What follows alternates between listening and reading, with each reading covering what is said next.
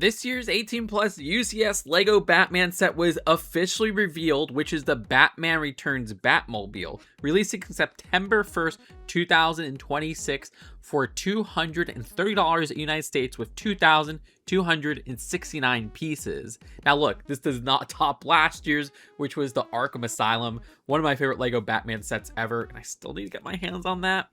Some people may call this a remake of the 2019 LEGO Batman Batmobile, but that was technically based off of the 1989 movie, and this is based off of its sequel, Batman Returns, from 1992. A distinguishing feature being that this has the Batmissile feature, where you could split off these sides just by pressing this button and have that Batmissile design for narrow escapes. I mean, that looks pretty dang accurate to the movie, which is really neat.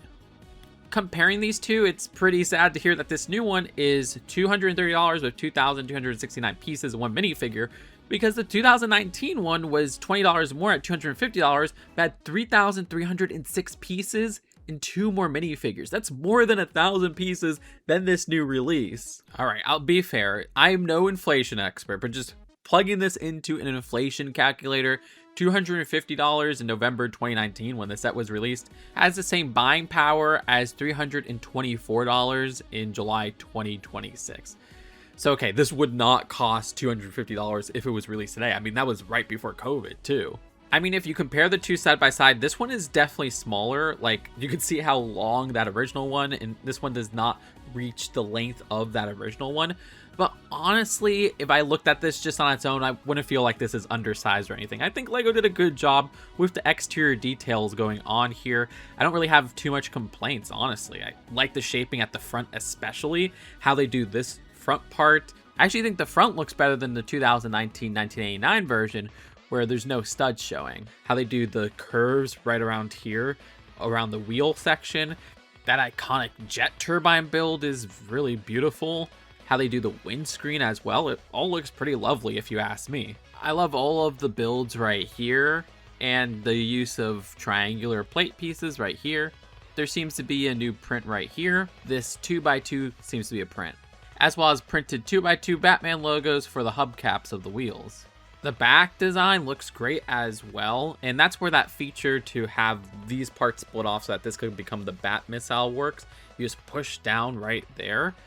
And looking at the Batmissile build, I like how skinny this looks, but I mean, it is accurate to the design from the movie. These parts on the Batmissile's wheels, I think, add suspension, but they are covered up when you have the full Batmobile shell on. It seems like they're easy to remove, but I mean, they are in the design of the Batmissile, so I'm a little bit confused there. Unfortunately, there's not too many good shots of the interior, at least with this press release, but you will see that there is a sticker design. I like how they have the Penguin minifigure going on there. This doesn't match the previous Batman Returns Penguin minifigure. It seems like if we get another one, it will use this type of hair, which we don't see too often, so I'm really hyped for that. I don't like how this is a sticker. For such a premium set, you know, this 18 plus adult collector's edition, that does feel a tad overpriced. I would just wish that was a print. Like, LEGO does skimp out and use stickers so often in these 18 plus sets, and it's very frustrating if you ask me.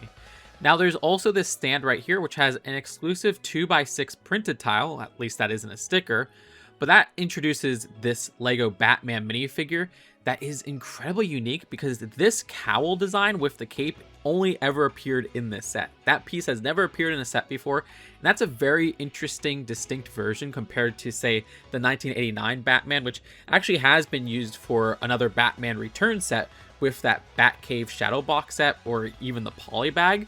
You can see how that one flows in the wind, but this one has the design that kind of covers up the front of the torso. It's a very interesting mold, and I like how they give the option now to have that closed off design that this new piece brings, or also have it flowing in the wind like the older piece brings. But yeah, the design of this torso is slightly different from past LEGO Batman Returns minifigures. What I find really interesting is that there's printed legs, which we haven't seen for the 1989 or 1992 Batman Returns Batman minifigures before.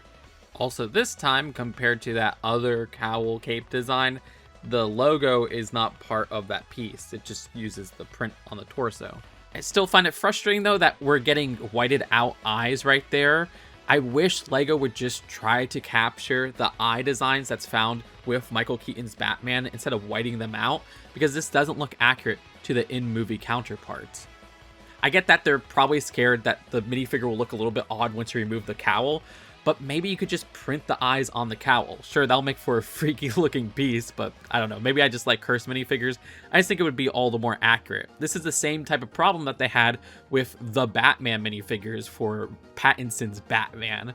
But yeah, other than that, this looks like a really cool minifigure, and I like how we get a distinct cowl piece.